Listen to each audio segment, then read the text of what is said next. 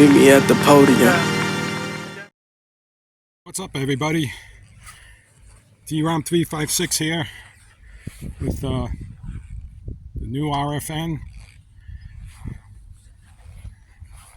We're at 508 International. It'll be a great day. I'm going to try out the RFN on a real MX track. Here's the YZ125X. You can take a good look at the difference in size between a full-size dirt bike and the RFN.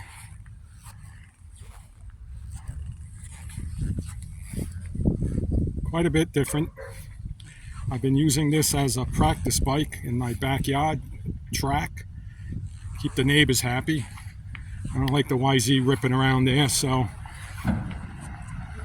I'll do a review on what it's like to use the RFN as a MX practice bike. You can see that it has the full length seat and good place to grip with your legs, so you can really get forward on the bike and really have good technique, where some of these other Sur-Ron type bikes really don't give you that same feel as a full-size bike. So I'm going to go out once the track opens up. I'm going to take the YZ out, do a sight lap and get warmed up a little bit. I'll put the helmet cam on and we'll do some laps with the YZ, and we'll do some laps with the RFN, and I'll give you some impressions on what the RFN is really like on a real MX track. The RFN right now is pretty much stock. I just put some bar risers on it, and that's about all I have on it.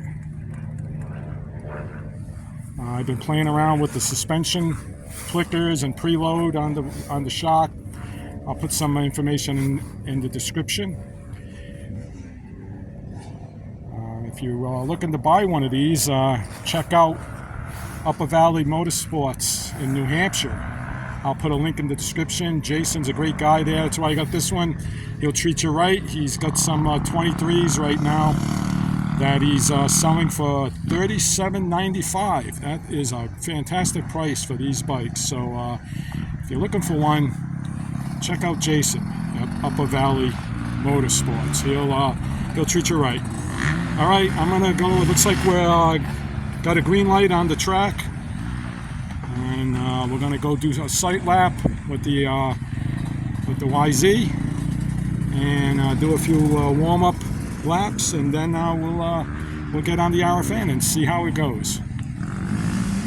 Okay, we're gonna go out on the track now. We're out already. Right up in the dirt. Turn the key on. I'm going to hold the two brake levers in. Alright, and now I'm going to disengage the brake stop motor. Hold the function button down, the select button, for about 15 seconds. You'll see the display flash. Okay, so that's disabled. Put it back in rabbit mode, and we're ready to go. All right.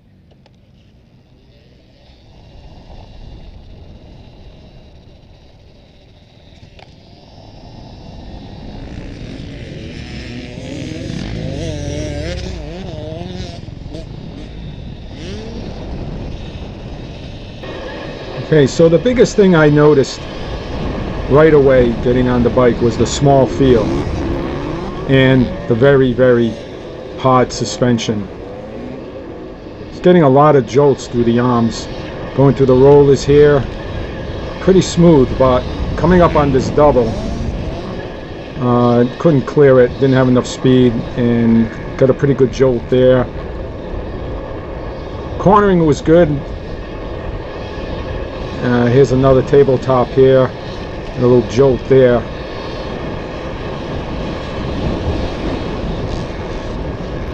I'm going to move out of the way here.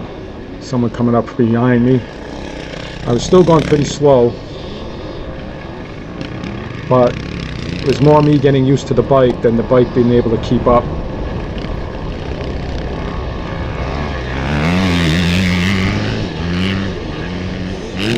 Coming up on a couple of tabletops here. His was a good hit there, and tried to clear that one, just didn't have enough speed. Deep rut here. Handled pretty good. I was hitting turbo or rocket mode every time I get a jump face. This is a big triple here. There's no way I'd be doing that. And at the exit apex of every turn, like I would come into the turn here, brake, hit rocket mode, and try to accelerate out of the turn. Brakes were good. I had no problems with the brakes. Had no issues with the swing arm flexing issue. A lot of people comment on that they could feel the swing arm flexing. I had no sensation of a rear flat tire or the wheel moving around or anything like that. And I do have a 23 model, so I don't believe it has any of the swing arm bracing at all. So to me, it couldn't feel it. It was a non-issue. Power-wise, it was good. Took a little getting used to. The throttle seems to roll a little more on in the middle range. I think the gearing with the 13-2 front sprocket, I think if it dropped down to 11, it'll have a lot more low end. Right now, it feels kind of like I would say a 65 two-stroke. It doesn't have much low end at all. It really comes on around mid-range, it feels, and but it pulls pretty good. So overall, it was a fun ride. It took me a good lap just to get settled in on it. It just felt a little small coming off the YZ. Back through the rollers here, just felt smoother on this bike for some reason. I could not get this double. I was just going too slow. Maybe I was doing around 20, 25. I think you need to be about 35 or so to really get that double. Even to clear these tabletops, I was landing on the top of the tabletop.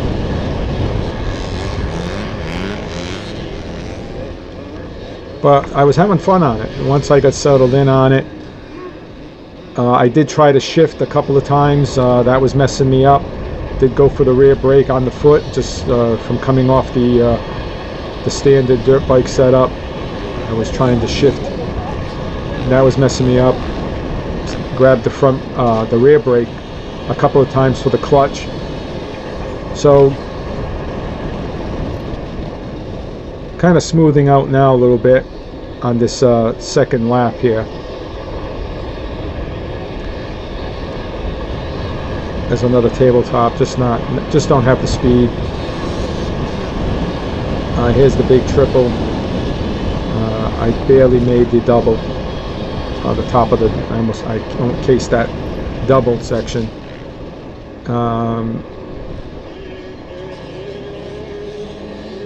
Tight inside with a rut.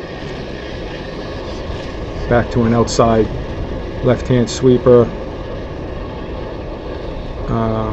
Pretty good. Hit the rocket mode and off we go. Acceleration was good. Little uphill jump. Kind of one line here with that big rut. And coming up on another, I think, double. And a tight left-hander. Nice berm here with a rut. It's kind of getting into it now. The pace is picking up a little bit. I think someone's still going to come up on my outside.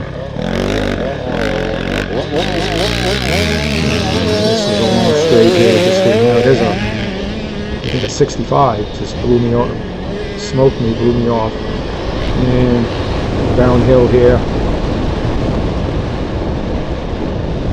go around again. I thought I did only 2 laps, but looks like I'm gonna do a third. So overall, not a bad experience. Jumping from a big bike to this RFN. I think it takes a little getting used to. When I first got on the track, it felt small. It felt like I was, just really out of my element. And that's how you clear the double. See, look, don't notice the speed difference. I just don't have the speed. And I think it was me just not feeling comfortable on the bike completely. I think the bike would be able to go faster.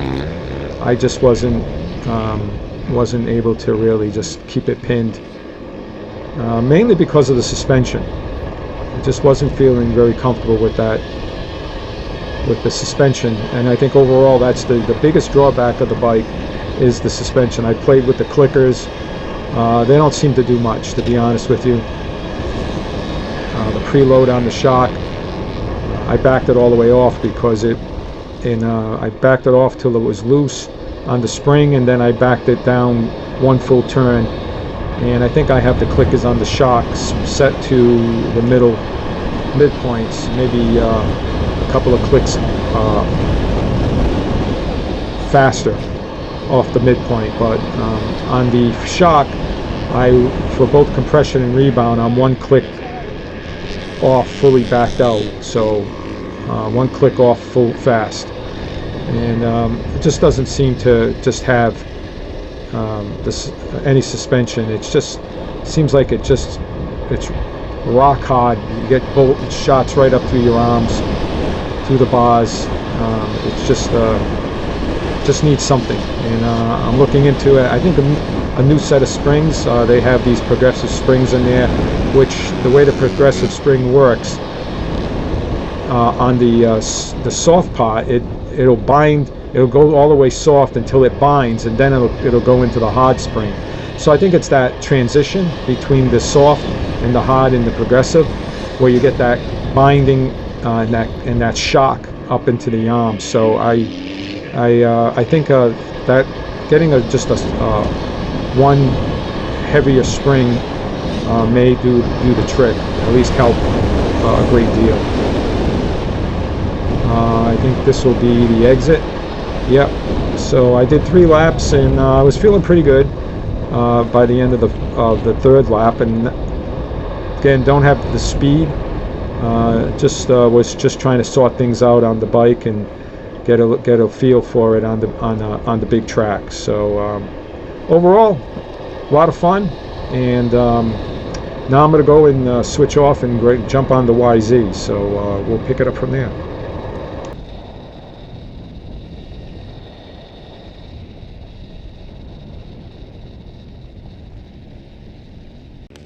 Okay. YZ old school. Turn the gas on. Much taller. Here we go. All right. Kick start.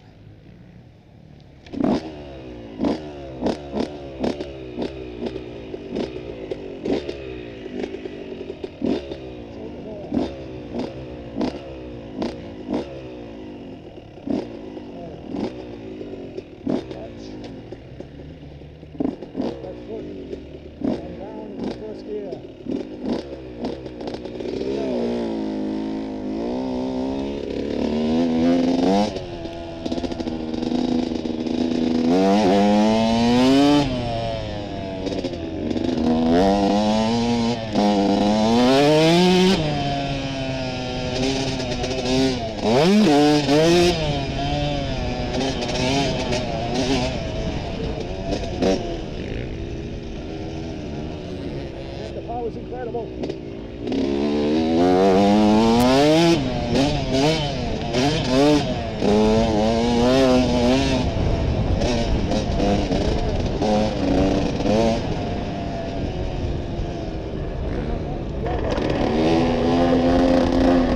Biggest thing I noticed right away was the size difference getting on a full-size bike. I was really having trouble just getting comfortable on the bike. It took me a little while to at least a lap to even just get back comfortable on the bike. The throttle response seemed like I was struggling just being in the right gear, being on the pipe, just being a two-stroke. It seemed like I was bogging the bike at times, and just lost the feel. And I was having a lot of trouble with getting the foot brake. A few times I grabbed the clutch for the rear brake, and it seemed like I was having more trouble going from the RFN back to the YZ, to the standard dirt bike setup with the clutch on the left hand and right foot brake, less shift on your foot there. I just was having some trouble just getting back used to it. The speed was way down, kind of matching the speed of the RFN here, probably between 25 and 30 miles an hour on the straights. Still pretty much the slowest guy on the track right now. It just was completely had no flow at all. It was very strange. So that was my biggest surprise, going from the RFN to the YZ, and I thought it would be seamless jumping back and forth, and I did that a couple other times through the day. I was jumping back and forth between the RFN and the YZ, and it felt more natural to jump on the RFN and use the brakes on the handlebar, the hand brakes, rather than to jump back on the YZ and have to use the foot brake and shifting and clutching, and it just seemed to throw my whole rhythm off and my comfort level. And the YZ is a very light bike considering for a full-size dirt bike. It's just around 200 pounds. It's only 50 pounds heavier than the RFN, but getting on the YZ, it felt big. And going from the RFN, now I'm only 160 pounds, 5 feet 7 inches, so I'm not a big guy. So the YZ is tall. It's a big bike for me, but it's a light bike, and I never felt like it was a heavy bike. I've ridden and I've owned heavier bikes, and the YZ always seemed like a very light bike. But compared to the RFN, I've been spending a lot of time on the RFN. The primary reason why I bought the RFN is to use it as a backyard trainer, MX trainer, so I could ride. I have a little bit of a loop in my backyard, bit of an MX style layout, and the neighbors really don't appreciate me ripping around it with the YZ, so I bought the RFN primarily to use as a trainer, so I could ride and do practice drills. I have a couple of circle ruts, and so it makes it much easier because it's very stealthy, very quiet. But I've been spending a lot of time because it's very convenient. I don't have to load up the bikes in the trailer and drive an hour to the track. Just jump on the RFN and go ride and rip for a little while and put it away. So I guess maybe I'm getting more comfortable on the RFN, and I'm spending less time on the YZ. But the YZ, the biggest difference is, boy, the suspension. That KYB suspension on the YZ is unbelievable. It's just soaks everything up. You don't feel anything in your hands at all. And on the bars, you just It just soaks everything up. It's unbelievable. All right, so that's the lap on the YZ. A couple of laps on the YZ. It was just couldn't get the flow. So biggest takeaway on this one was, and the biggest surprise was, going from the RFN directly, jumping off the RFN and jumping on the YZ. It messed me up. It took me a while to get my head straight and get a rhythm back, and that was a big surprise for me.